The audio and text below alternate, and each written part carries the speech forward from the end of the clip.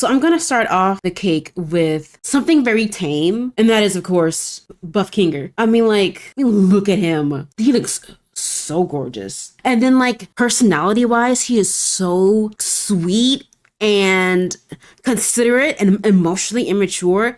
He's all buff, oh my god. I mean, look at him. Delectable. He's so hard to hate too. Very rare do you get a guy with amazing banging body and they're emotionally intelligent. So that's number one. The second person on my Hear Me Out cake is Mr. X. Mr. Gonna give it to you. How do you not find this man attractive? He's on a mission. He's going to get you. Plus, look at these choking hands. Yes, when you first meet him, it's so scary. But then you get used to him, his footsteps pitter-pattering down the halls. You can't quite tell whether he's in front of you or behind you. And he's fucking styling with the fedora, the trench coat, all black, leather, everything. His face is a little but compared to the other BOWs in Resident Evil, top tier. Umbrella really cooked. Umbrella cooked with the tyrant. Doesn't he also have tentacle hands? That's Nemesis. I like him too, but his face is a little hard. If you put a paper bag on his head, I can get past it. But as soon as that thing comes off, so am I. This one, I actually gained this one this year.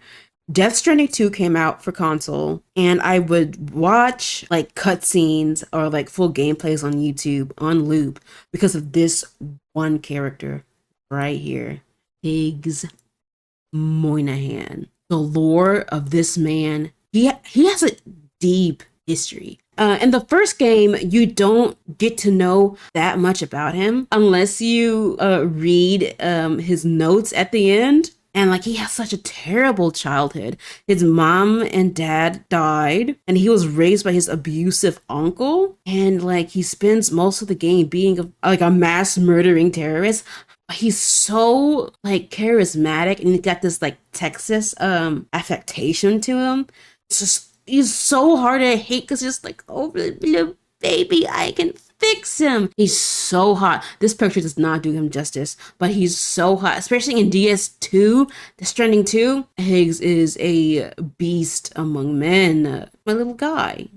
All right, third on the list. I wouldn't say what I'm about to show you is the person in it is my crush. It's the moment, right? It's the concept. This concept is my crush. The concept is this is going on my Hear Me Out cake, and it's this guy. I've shown this on my stream before, but this moment when I was a kid destroyed me. I didn't have the words, but I had the feeling, right? I had that feeling, a warmth, in your chest and your loins. It's just oh my God, what is this? I must have this on repeat forever. What is this? What is this feeling so sudden and new? And it's just this guy, this little alien blob man sucking on a cucumber. I mean, just gobbling this thing. Didn't have the words as a kid. Now I do. And it's called Vor, children. It's called Vor. Wild. I'm gonna show you this picture. If you played the original Gears of War trilogy, this guy lives in your nightmares. To me, this man is in my dreams, right? He's in my dreams. Show you this beautiful hunk of a man. Here he is. This is General Cram. And if you ever played Gears of War, the guy shooting you on the train, this is him. I'd be on standard, getting railed by this dude over and over again. Him, and then the little krill things coming from the sky. It was a shit show. Again, it's the choking hands, it's the foreboding presence, it's the fear of danger. You're looking at this man, and death, harm, pain is in this dude's face, in his eyes. It eeks from his pores everywhere in this dude. And I fell in love. For this next one. Please, you guys have to do me a forgive. You have to do me a forgive. Please, you must. Do me a huge forgive, guys. That's not really the thing that's in the picture. It's the emotions that the thing brings out. The Polar Express train. I don't know. I don't know.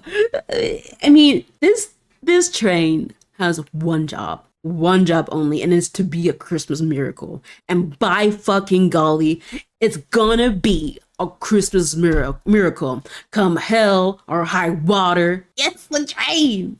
It's gonna go on ice, whatever it takes. It's going to get them kids to see Santa. And those kids are going to have an awakening that's going to last them a lifetime. Friendships will be made on this train. It is determined. It is reliable. But you know what I mean. Like, don't you want that in a partner? It's ambitious.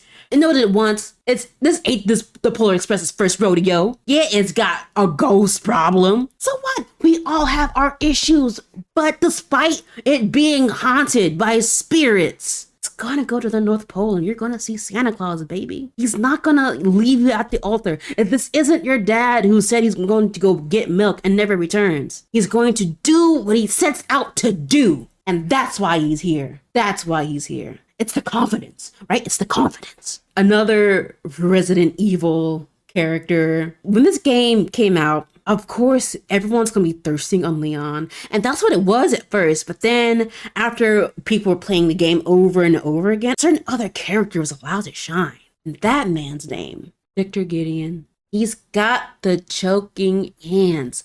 Look how big those hands. Look at that one finger. One finger. What are you doing with them fingers? He's a doctor, like a surgeon. So big, so meaty, so girthy, and yet deft. His speech soft. It's gonna hurt what he does to you, but he's gonna talk you through it. He's not just gonna like put you through like a bunch of pain. He's gonna be there with you, softly speaking in your ear, brushing your hair behind your ear. But like, don't you feel something here? And look at that. Look at that beautiful smile. Who could say no to a face like that, man? Ooh. Another moment of time that has stuck with me through years, decades even, has never left my mind. This right here. Not PJ, no. What you need to focus on is this. The cheese pizza.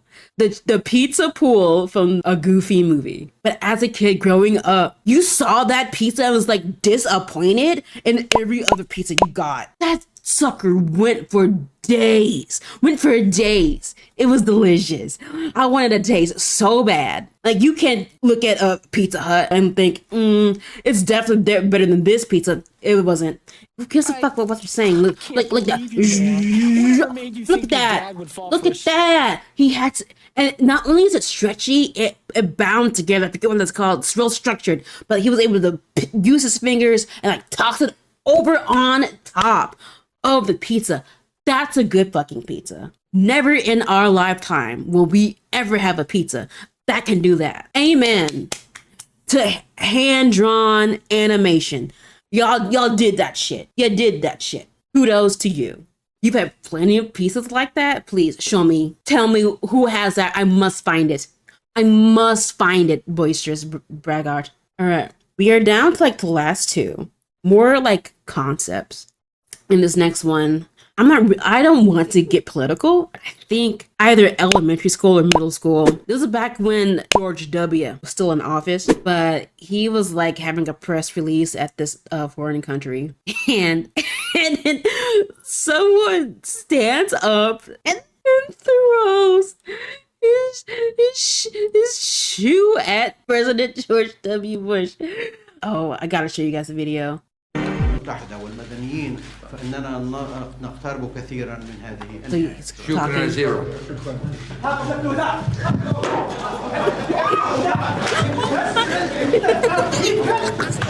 What are you doing? I remember being like, I remember the first time I watched this, I was at my grandmother's house. It was on loop. It was just George Bush dodging this fucking shoe. شكرا زيرو. He just does it twice. It happened twice. And it happened, like, can you imagine? Like, that's just not flying now. they're so slow to react to him standing up, getting the first shoe and throwing it, to him getting his second shoe and throwing it. That's not happening now. That dude's getting shot. Imagine being that guy trying to run. Like, you're not getting away. There's security all around you. Like, what did he think was gonna happen afterwards? Like, very clearly, you're not getting out of the situation. And now, for the resistance to the last thing. It's another, like, slightly political thing, but it's not really. So back during the Hurricane Katrina days, a lot of celebrities were working to raise funds, like, to aid in relief, and like one of the charities or whatever decided to hire Mike Myers and Kanye West as like marketing for the charity, and hilarity ensues. I'm just like, you see the fear in Mike Myers' face, and Kanye West like kind of dead, distant stare. He's protecting New Orleans. The landscape of the city has changed dramatically, tragically, and perhaps irreversibly. There's now over 25 feet of water where there was once city streets and thriving neighborhoods. I hate the way they portray us in the media.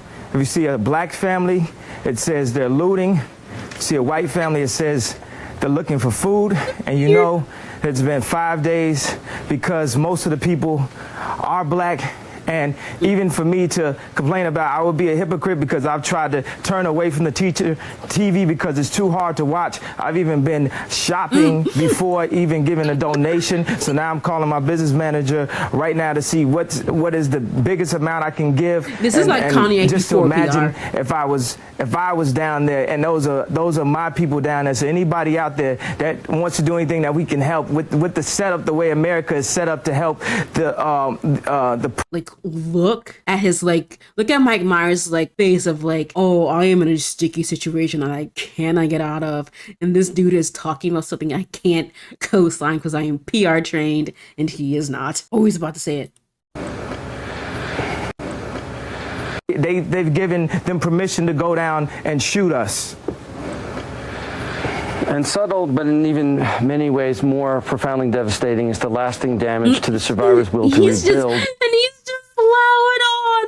Oh my God. He's just plowing on. What can he do? And remain in the area. The destruction of the spirit of the people of southern Louisiana and Mississippi may end up being the most tragic loss of all. George Bush doesn't care about black people. Please call. Oh my God. He just made it awkward for everybody. Made it awkward for everybody. No one's allowed to have fun here. That moment of like, ah, shit, fuck. I gotta follow that. And like the cringe eking through the screen was palpable. Oh, I love it. I have to have that type of cringe in my life. And just like the lack of self-awareness that Kanye had in this situation, mind-blowing. Staggering. Like, what do you do? Look at Mike Myers' face. Like, what do you do in that situation? He had no handlers here. This poor man is just standing next to this maniac alone. Oh my gosh. Oh my God. But that's just a little taste of the stuff that goes on in my head, right? Just a taste. I got Buff Kinger, Higgs Monaghan, Victor Gideon, fucking the cheese pull, George W. Bush dodging a shoe, Kanye West making everybody uncomfortable, General Cram, The Polar Express, This Moment from VeggieTales, and Mr. X. I think that is a brilliant, hear me out cake. And I am positive you guys will probably want to unfollow after learning so much about me. You know, they have stuff specifically made for that express purpose. The internet is truly a horrifying thing. It is a horrifying thing. That's why we're all on it.